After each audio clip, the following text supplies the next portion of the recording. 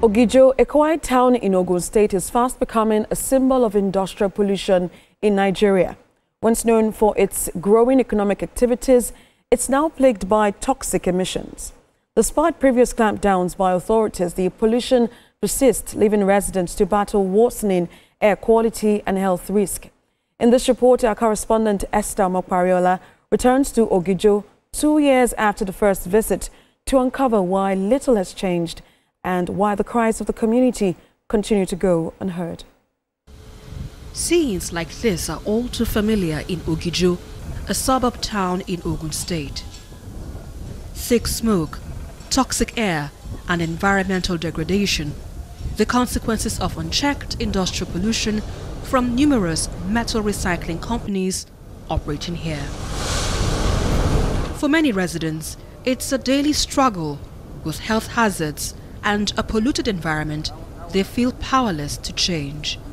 There are several metal recycling companies in Ogijo, many of which operate unethically, polluting the environment without restraint. While the authorities have taken steps to seal some of these companies, many of them continue their activities unchecked. 2 years ago, my team and I visited this same community and reported on the ongoing pollution. Residents made an urgent appeal for government intervention at the time. We are solving. We are solving here, but we are trying to manage ourselves. In this area, you see some people coughing. They cough out dust. Because if you wake up in the midnight, you will see because it was in the night that they used to open their funnel. That everywhere, because they know in the afternoon people will be at home. But when you are asleep, they will open their funnel. Then everything will come out. So you cannot even open your window. Following that report, a number of companies were shut down for breaching environmental laws. But now, those companies are back in full operation. And the pollution is just as bad, if not worse. It's as though nothing ever changed. If you want so men 3 years ago, I jadi aloba won ani a block on ajigbegbe during the months won kon fún wa ní time bí oṣù méjì àbí oṣù mẹ́ta èéfín yẹn lọlẹ̀ ṣùgbọ́n nísìn èéfín yẹn gan ṣe ló tó wá double nísìn fẹ́ pé wọ́n affect wa gidigidi so ní ma fẹ́ kí ìjọba kan ràn wá lọ́wọ́ láti lè bá ṣàtúnṣe bí èéfín yẹn ṣe ní dá láàmú. Ìsídà ìgbà míì a lè wúkọ́ kó jẹ́ pé nǹkan láti ọkàn kẹlẹ̀bẹ̀ ló ń tó máa tú jáde ìgbà míì ẹ̀jẹ̀ àìmọye àwọn gan tó ti kú tìtorí èéfín so a ní kí ìjọba kó ràn án lọ́wọ́ láti lè bá àgbà wọn lọ́wọ́ fún gbogbo ìdísọ́pù tó ń fi dísọ́pù. We reached out to officials of the companies accused of polluting the area. They declined to speak on camera, insisting they follow environmental guidelines. But the footage we captured paints a different picture, one of smoke, noise and polluted drainages.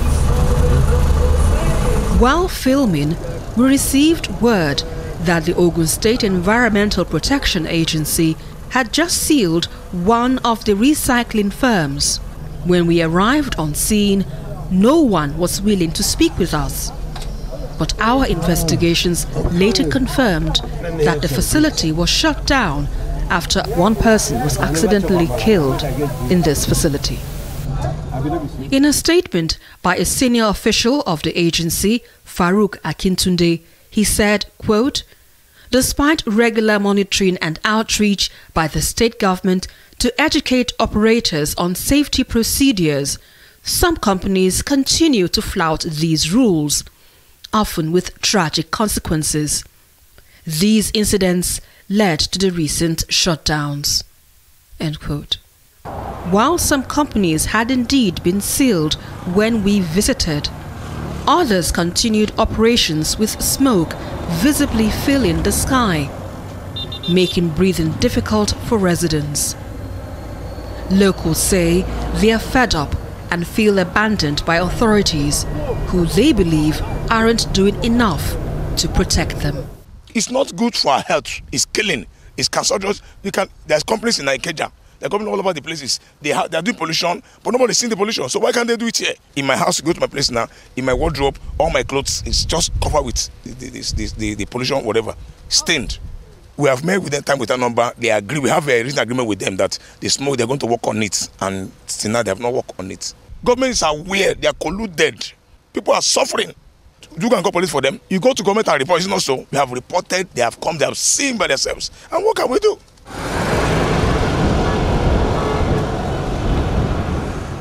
We spoke to a healthcare professional at a nearby clinic who asked to remain anonymous. He confirmed that pollution from recycling plants is taking a toll on public health, increasing cases of respiratory issues and related complications. But with the level of smoke we have there, definitely they are susceptible to it. You can't remove that, never. Because the smoke is still the same everybody breathing and out. And in the course of doing that, you breathe in those that are not pure, and you understand, just like that. So it's not out of place at all. So when they inhale this kind of thing, we'll be having issues of asthma or pneumonia or yes, what kind asthma, respiratory problem. It has to do majorly with respiratory system. Yes, because when you inhale it, it enters into the lungs before it starts to accumulate. And these things doesn't come with in a GV. Sometimes it takes time for it. The body has a way of also fighting against foreign bodies in the system. You understand? So you may not even feel the impact in the next 1 year. It has to be, it may be a chronic stuff that comes with time. Seeking further insight, we spoke with a researcher who explained that the level of pollution in Ogijo exceeds the limit recommended by the World Health Organization, with prolonged exposure potentially leading to chronic illnesses and long-term health risks. Daily values exceeded necessary standard of 40 micrograms per meter cube by up to 4 times. And this is what people are exposed to on a daily basis. If you calculate the AQI, our AQIs are consistently above 500. That's hazardous. AQI shouldn't be more than 50 to be moderate, to be healthy. If you are going to 100, it's becoming unhealthy. If you are going to 200-300, it's becoming terrible. Like 500 is hazardous to life. And these are the values we recorded in Ogijo over a period of 25 days. But theoretically speaking, from literature, people who have done this epidemiological study on a very high level, including WHO, they have found that elevated particulate matter concentration level are responsible for very acute lung diseases, very serious, severe cardiovascular challenges, breathing problem, pneumonia of all sorts, not just cold. Particulate matter can also affect the proper functioning of the lungs. People can die of various respiratory problems. Efforts have been made, even at the federal level, to draw attention to the crisis. A former member of the National Assembly submitted a petition highlighting the dire conditions. But so far, no concrete action has been taken to bring lasting relief to the people of Ogijo. And have a petition from Joint CDA's Movement to Save Lives from Baga Town Hall, Ogijo in Shagamu, against environmental pollution that is devastating their communities. The National Environmental Standards and Regulations Enforcement Agency has acknowledged the crisis. Although officials reaffirmed their commitment to enforcement, they declined to comment further at the time of this report, stating only that efforts are ongoing to tackle the environmental challenge.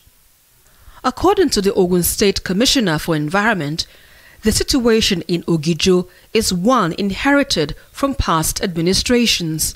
He assures that the government is taking steps to strengthen environmental regulation and ensure industries comply with safety standards. If the industries got there before the resident, do I now send the industries away? Do we shut down all the industries on Ogijo? Or do I tell everybody, evict the people in Ogijo? So, we always have to weigh these two balances. The community sold the land to these industries. They brought this problem. Now, The same Omonile that sold the land to industry now sold the land contiguous to an industry to an unsuspecting buyer. And by the time you are building your house beside an industry, you know where you are building beside. And I think ultimately what we need to do there is urban renewal, urban resettlement. Because one must give way for the other. For example, noise level, permissive level for industry is 60 decibel in the night. And for residential area is 30 decibel. But when you are together, you are beside each other. Do we tell the industry not to operate in the night because you are beside him, or we tell you not to sleep? So who do I prosecute among the two? Who is offending? The easier way, honestly, is to move those industries to our Shagamu Industrial Cluster. We have what we call the Flowergate Industrial Cluster around the Shagamu interchange. So we may end up, one, we'll stop further development, giving approval for industry development around that area. So, and it's easier for us to do that with our physical planning. This is not a quick fix. It's a medium-term issue. It's a resettlement, okay, like an industrial resettlement plan. The story of Ogijo isn't just one of industrial growth, but of human cost that comes with unregulated development. As residents continue to call for cleaner air and safe surroundings, the question remains, when will action finally match intention?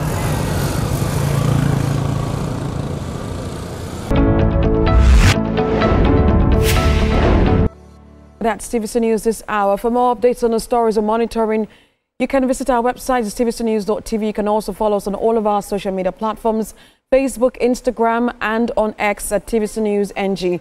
On YouTube, we're live at TVC News Nigeria. Thanks for watching. Bye for now.